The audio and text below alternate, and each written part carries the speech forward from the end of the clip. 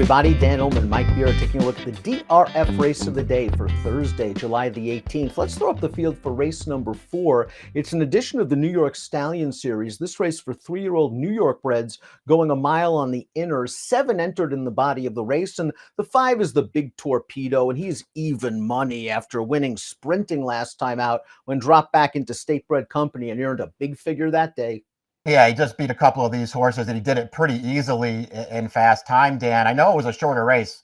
I'm not sure that stretching out is that big a deal for this guy. He's pretty clearly the horse to beat here. Well, he's already won at a mile on the dirt, and he's very versatile from a running point standpoint as we throw up our time form U.S. pace projector. Courtly Banker, the number 2, might be able to get the lead this time around, but the Big Torpedo likely not to let him get too far out of his sights. He's very tactical, the favorite is, the Big Torpedo, so I'm not going to worry about what kind of trip he pulls in this race, Dan. My lone argument with this pace projector is that I don't think the 4 Fiddle Caillou is going to be, rated off the pace this time. I think they're going to get way more aggressive. If the pace happens to heat up, keep an eye on the 7 BD Saints, who has the fastest time form U.S. late pace rating. We're going to kick things off with a maiden taking on winners. That's the number 1, 645, who ran quite well in his first start off about a 6.5-month layoff. He was wide every step of the way in this maiden special weight. His first race on turf, his first race around 2 turns, and he stays on pretty gamely to only drop a length decision. Yeah, I thought he ran well in here too, Dan. It was off of a layoff. It was first time turf. It was first time stretching out. The winner of this race, you can see there, he's 30-1. He's a very big price, but man, I feel like that had a lot to do with connections because his prior turf form, they were moving him around between turf and dirt. His prior turf form wasn't bad, and he just really improved that day and won it on the lead. But I think maybe people won't give this horse enough credit because he got beat by a big long shot, but that horse is pretty good. And I agree with 645 in this spot. $300,000 purchase by Lauban. They thought a lot of him, obviously, as a yearling. And drawing from the inside, he can work out a good trip under Manny Franco in behind the leader, which could be the number 2, Courtly Banker, another maiden. He was second in the New York Stallion series last time out. I really didn't see too many excuses. He pushed the pace that day and just got by the 3rd-place finisher in the shadow of the wire. That being said, it was only his 3rd lifetime start. He has some upside, and this time around, he might be able to grab the lead. Worries about distance? Yeah, I'm not really worried about distance, but we'll see. Listen, he was only second best of the Big Torpedo last time. He was no match for that horse. That was sprinting.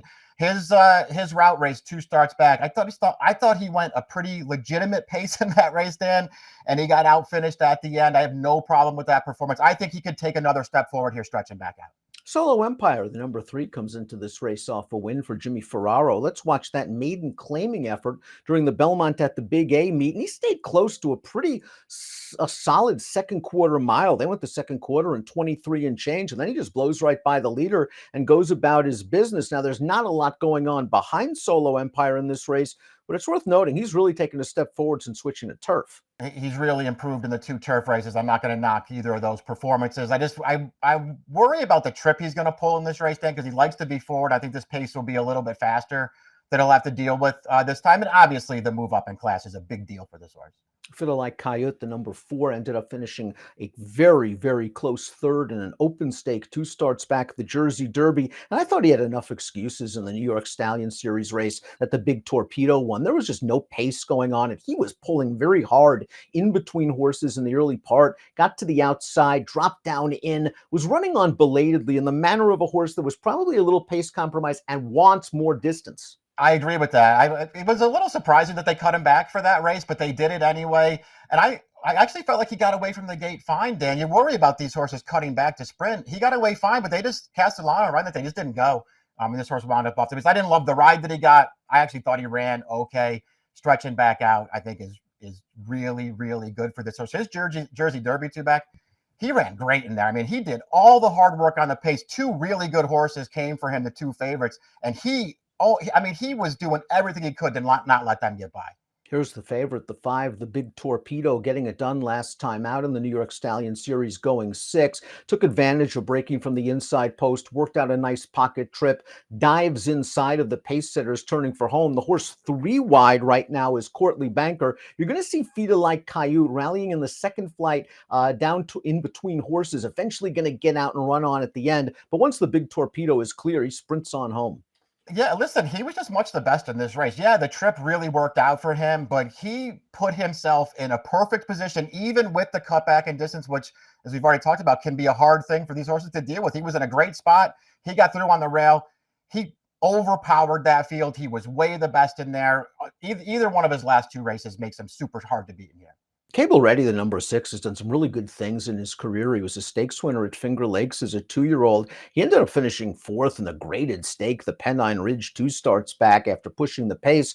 Last time out, they ran him in a non-winners at 2 other than New York bred against older horses, and he just never got involved after being banged around at the start. He needs to improve from a buyer standpoint, but maybe not that much. You're in that 83, 3 back. Yeah, he's not, in way over his head here. He was very disappointing last time, but his prior 2 turf races were good. And yeah, when they switched him to turf first time, he was the longest shot on the board. He got a perfect trip and he narrowly won, but he was really game in there. And as you've already pointed out, his figures make him competitive. BD Saints completes the field, and I think you can look at him in a way where he's sort of dirtied up. He was his own worst enemy very early in his career, extremely headstrong, often off poorly from the gate, and occasionally that sparks up once again. I like the way he won his maiden race on the turf, going a mile and a 16th last year, just blasting to the front, dominating that group, then was in too tough in his only subsequent turf start. The Pilgrim, he ran really well in the Sleepy Hollow with a very bad trip, 3 starts back on the dirt.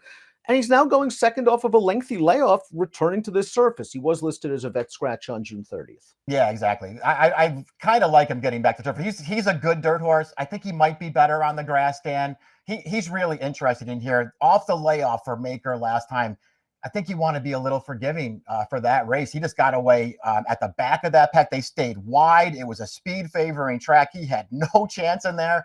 This horse is pretty good. And if he's around that 12-1 on the morning line, I personally have to use it. Yeah, and if he behaves himself, maybe he can even be a little bit closer to the Yeah. pace. It's just about the start and whether his quirks act up again. Before we take a look at our top selections, please click the subscribe button on the Daily Racing Form YouTube channel for the latest DRF videos. We'll see Mike's top pick as well. He's going for a price in here, at least a better price than the Big Torpedo. Fidelike really just didn't get the setup last time out. Like the fact that he's stretching out. He's a very logical contender for me, and I think he's adaptable to any sort of pace scenario.